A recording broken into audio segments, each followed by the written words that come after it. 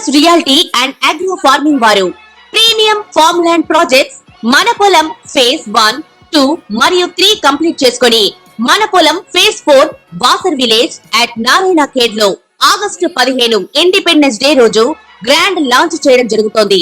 Launching మరియు independence day సందర్భంగా 5 guntas land out rate లో బుక్ చేసుకున్న వారికి 1,50,000 రూపాయల డిస్కౌంట్ తో పాటు 2 గ్రాముల గోల్డ్ ఫ్రీగా ఇస్తున్నారు. పూర్తి వివరాలకు సంప్రదించండి. బేసికలీ ఫస్ట్ ఆఫ్ ఆల్ మనకు అక్టోబర్ బిగినింగ్ లోనే మనకి సూర్యగ్రహణం జరుగుతుంది. అమావాస్య రోజు సూర్యగ్రహణం అన్నమాట. ఇది కొద్దిగా రేర్ ఈవెంట్ అని చెప్పుకోవచ్చు. అంటే ఫ్రీక్వెంట్ గా జరిగే కాస్మిక్ ఈవెంట్ కాదు. ఓకే. సో సర్వపిత్రి మహాలయ అమావాస్య రోజు సూర్యగ్రహణం జరగడం అనేది చాలా పాజిటివ్ ఆస్పెక్ట్ ఎక్కడ కన్సిడర్ చేసుకోవచ్చు అంటే మన పితృదేవతలకి తర్పణాలు మనకి చాలా ఆస్పిషియస్ లాగా చెప్పుకోవచ్చు అనమాట. మంత్రసిద్ధి ఉన్న వాళ్ళు దాన్ని ఇంకా కొద్దిగా ఎన్హాన్స్ చేసుకోవడానికి యూజ్ అయ్యే ఆస్పిషియస్ మనం చెప్పుకోవచ్చు, ఎస్పెషలీ ఆ ఆస్పెక్ట్ లో మనకి. అదర్వైజ్ మనకి రవి మనకి 16th కి తులా రాశిలోకి ఎంటర్ అవుతారు. అంటే అక్కడ మనకి రవి నీచబడతారు అనమాట. సో ఆల్మోస్ట్ డెబిలిటేషన్ లోకి వచ్చేస్తారు కాబట్టి కొద్దిగా మోస్తరుగా మనకి గవర్నమెంట్ రిలేటెడ్ ఇష్యూస్ అట్లాంటి వాటికి కొంచెం మనకి డిస్టర్బెన్సెస్ కనిపించే లీడర్స్ కి కనిపించేసి కొద్దిగా డిస్టర్బెన్సెస్ వచ్చే ఛాన్సెస్ ఉంటాయి. కుజుడు మాత్రం మనకి 20th అక్టోబర్ అంటే 20వ అక్టోబర్ రోజున మనకి కుజుడు నీచబడతారు, కర్కాటక రాశిలోకి ఎంటర్ అవుతారు. సో ఈ ఇయర్ స్పెషాలిటీ ఏంటి అంటే కుజుడు ఆల్మోస్ట్ ఒక 6 నెలలు స్తంభించి వక్రగతి పొంది మళ్ళీ బ్యాక్ అండ్ ఫోర్త్ జరిగే ట్రాన్సిట్స్ ఉంటాయి అన్నమాట. కర్కాటక రాశి నుంచి మిథునంలోకి, మళ్ళీ మిథునం నుంచి కర్కాటక రాశిలోకి, ఇలా కొద్దిగా ఫ్లక్చుయేషన్స్ మనకి ఉంటుంది. సో ఈ ఇయర్ కి మనం ఇయర్ ఎండింగ్ కి చూసుకుంటే అక్టోబరే కాకుండా చూసుకుంటే మేజర్ మనకి ఇంపాక్ట్ వచ్చేది కుజుడు స్తంభన అనమాట. అండ్ కుజుడు నీచబడడం, ఓకే, స్తంభించి నీచబడడం, స్టేషనరీలోకి వెళ్ళి. దెన్ ఇంకొక ట్రాన్సిట్ ఏంటంటే మనకి గురుడు వక్రి అవుతున్నారు అక్టోబర్ 9th. ఓకే. సో ఇది మేజర్ ట్రాన్సిట్స్ అన్నమాట. మనకి అక్టోబర్ 9th గురువు వక్రి అయినప్పుడు ఆయన దాదాపుగా మనకి ఫిబ్రవరి వరకు కూడా వక్రి గతిలోనే ఉంటారు. సో మిడ్ ఫిబ్రవరి ఆ టైంకి స్టేషనరీ అయి డైరెక్షన్ స్ట్రెంత్ మళ్ళీ వచ్చేస్తుంది. శని మాత్రం మనకి నవంబర్ లో డైరెక్ట్ అవుతారు. సో అక్టోబర్ లో మెయిన్ ట్రాన్సిట్స్ ఏమున్నాయంటే ఇది ఆల్రెడీ రాహుకేతు మనకి మీనరాశి అండ్ కన్యా రాశిలో ట్రాన్సిట్స్ జరుగుతున్నారు. అండ్ ఆల్రెడీ శని మనకి వక్రి అయ్యి మనకి కుంభరాశిలో ట్రాన్సిట్ అవుతున్నారు. కాబట్టి మన మెయిన్ ఫోకస్ అంతా కూడా ఈ పర్టికులర్ అక్టోబర్ కి ఏం చూసుకోవాలంటే రవి ఒకటి, కుజుడు ఒకటి అండ్ గురు వక్రి, ఈ 3 గ్రహాలు కూడా అగ్నితత్వ గ్రహాలు కాబట్టి కొద్దిగా మెయిన్ ప్లానెట్స్ రవి అండ్ కుజుడు 2 కూడా నీచ అవస్థలో ఉండడము ఒక బిగ్గెస్ట్ డిసడ్వాంటేజ్ అన్నమాట. ఇది మనకి గ్లోబల్ గా చాలా మట్టుకు ఇంపాక్ట్ చూపించే రిజల్ట్స్ ఉంటాయి.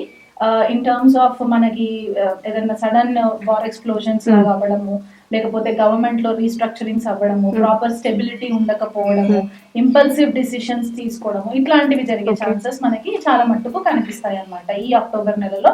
ఇది దాదాపు అన్ని రాశుల వాళ్ళకి ఎఫెక్ట్ అయ్యేది. ఈ రాశికి బాగుందా ఆ రాశికి బాగాలేదా అన్నట్టు కాకుండా మేజర్ గా అందరికి సమానంగా ఎఫెక్ట్ అయ్యే సిచ్యువేషన్స్. దాంట్లో మనకి సూర్యగ్రహణం ఎఫెక్ట్స్ కూడా ఉంటాయి కాబట్టి దాన్ని కూడా మనము కన్సిడరేషన్ లోకి తీసుకోవాలి. ఓకే.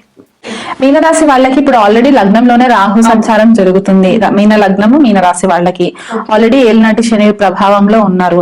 సప్తమంలో కేతు ట్రాన్సిట్ అండ్ మనకి కుజుడిని చూసుకుంటే ద్వితీయాధిపతి అండ్ భాగ్యాధిపతి కుజుడు పంచమంలో నీచబడము. సో ఇక్కడ పిల్లలకి సంబంధించి ఇబ్బందులు రావడము, పిల్లల వల్ల అనవసరమైన మానసిక ఒత్తిడికి గురవ్వడము, లేదా పిల్లల హెల్త్ పరంగా కొద్దిపాటిగా డిస్టర్బెన్సెస్ రావడము, ఎక్కడైతే ఆల్రెడీ ఇన్వెస్ట్మెంట్స్ చేసి ఉంటారో ఆ ఇన్వెస్ట్మెంట్స్ లో కొద్దిపాటిగా లాసెస్ రావడము, లేదా ఇంకా అనుకోకుండా ప్రాపర్ ప్లానింగ్ లేకుండా వీళ్ళు డబ్బు నష్టపోవడము, తెలిసి తెలియగా ఎక్కడైనా పెట్టుబడి పెట్టడం, అందులో ల్యాండ్ కి సంబంధించి రియల్ ఎస్టేట్ కి సంబంధించి పెట్టుబడి పెట్టడము, లేకపోతే కొత్త ప్రాజెక్ట్స్ ఏదైనా చేయడము దాని ప్రాపర్ ప్లానింగ్ లేకుండా చేసుకోవడం వల్ల కూడా వీళ్ళకి కొద్దిపాటిగా డిస్టర్బెన్సెస్ కనబడుతున్నాయి. అనవసరమైన మాయాలోకంలో ఉండడము, ఎందుకంటే ఇక్కడ మీనరాశి వాళ్ళకి ఆల్రెడీ రాహు సంచారం జరుగుతుంది కాబట్టి వీళ్ళు ఊహించేది ఒకటి, దాని అంచనా ఇంకొక రాగా ఉంటుంది అనమాట. సో దాని వల్ల కూడా వీళ్ళు కొద్దిపాటిగా వీళ్ళ క్యాలిక్యులేషన్స్ మిస్లీడ్ చేస్తాయి అనమాట. వీళ్ళ డెసిషన్స్ ని ప్రాపర్ డెసిషన్ మేకింగ్ స్కిల్స్ కూడా వీళ్ళకు ఉండవు ఈ పర్టికులర్ మంత్ లో.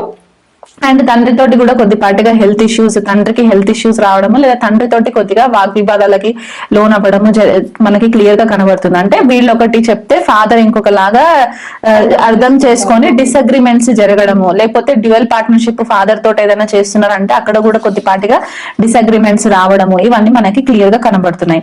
సిబ్లింగ్స్ తోటి కూడా అంటే అక్క చెల్లెళ్ళు అన్న తమ్ములతో కూడా కొద్దిపాటిగా కమ్యూనికేషన్ లో ఇబ్బందులు రావడం కనబడుతుంది మనకి.